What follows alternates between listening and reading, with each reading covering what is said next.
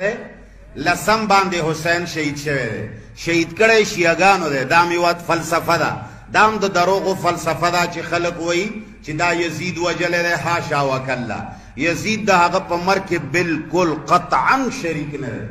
او چې کله حسین قتل کنو د معاویه زوی یزید رحمه الله ولګېده، هغه د حسین شهیدان او یا کسان په یو ځای مردار کړل.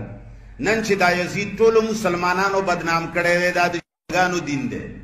یزید لوی سړی دی، بزرگ سړی دی، خو چې سنی نه دی خبر د خپل دین نه، مولای نه دی خبر، نو امی به څه خبر شي.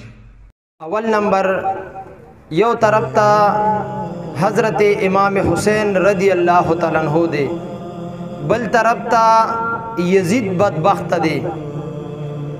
او ته چې کله تذکرہ د امام حسین رضی اللہ تعالی عنہ کې نو داغي مبارک صرف حسین نو مخلے، خو چې بل طرف ته کله د بدبخت او پلیت یزید تذکرہ کې نو تو ور سره بیا رحمه الله وے، لوی سړی ور سره وے، بزرگ ور سره وے.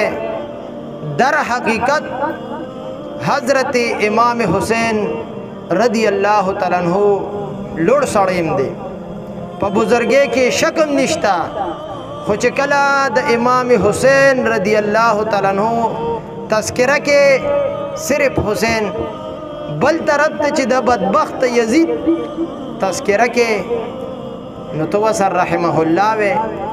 نو د دې ځای نه ستا د اهل بیت سره د محبت هغه اندازم لګي چې ستا د اهل بیت سره څومره محبت دی او د یزید سره د څومره محبت دی.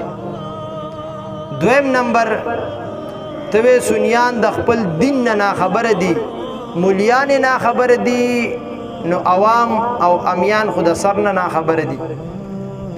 زویما ته په دین باندې خپويږي، کستا اکابر او مشران رشید احمد گنگوہی دیوبندی په دین باندې خپویدو. اخو چې فتاوا رشیدیه کې د یزید تذکرہ کوي نو پلید وسرلی کې او د لعنت ویلو په قائل دی. زویما په دین باندې ته خپويږي، کستا مشر یوسف لدیانوی آپ کے مسائل اور ان کا حل کے چې کله د یزید تذکرہ کوي ور سره پلیت لیکي او تو سر رحمت الله علیه به ته په دین باندې سنیان نه پويږي، د یزید سر رحمت الله علیه به زویم ته په دین باندې خپويږي. د یزید احوال تا ته معلوم دي کنا؟ شاہ عبدالحق محدث دہلوی رحمت اللہ علیہ ته د یزید حالات او په دین باندې خپویدو. اخو ما ثبت بسنه کې چې کله د یزید تذکرہ کوي نو شاہ عبدالحق محدث دہلوی رحمت اللہ علیہ فرمائی کم خلق چې د یزید سره بغض او عداوت کوي دا جانب برحق دی.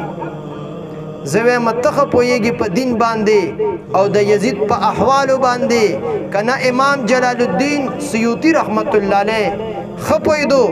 هغه وی تاریخ الخلفاء کې جلال الدین سیوطی رحمت اللہ علیہ وی چابم چې د عمر ابن عبدالعزیز په دربار کې د یزید پلیت سره امیر المؤمنین وی هغه به شل کوړې والو. اوس کته وی چې د دې علماو نه زه خپویږم، زه مستا حشر دم رب ذوالجلال د یزیدیانو په صف کې کی. رب ذوالجلال دی مونږ ته د دین اسلام صحیح ترجمانی نصیب کی.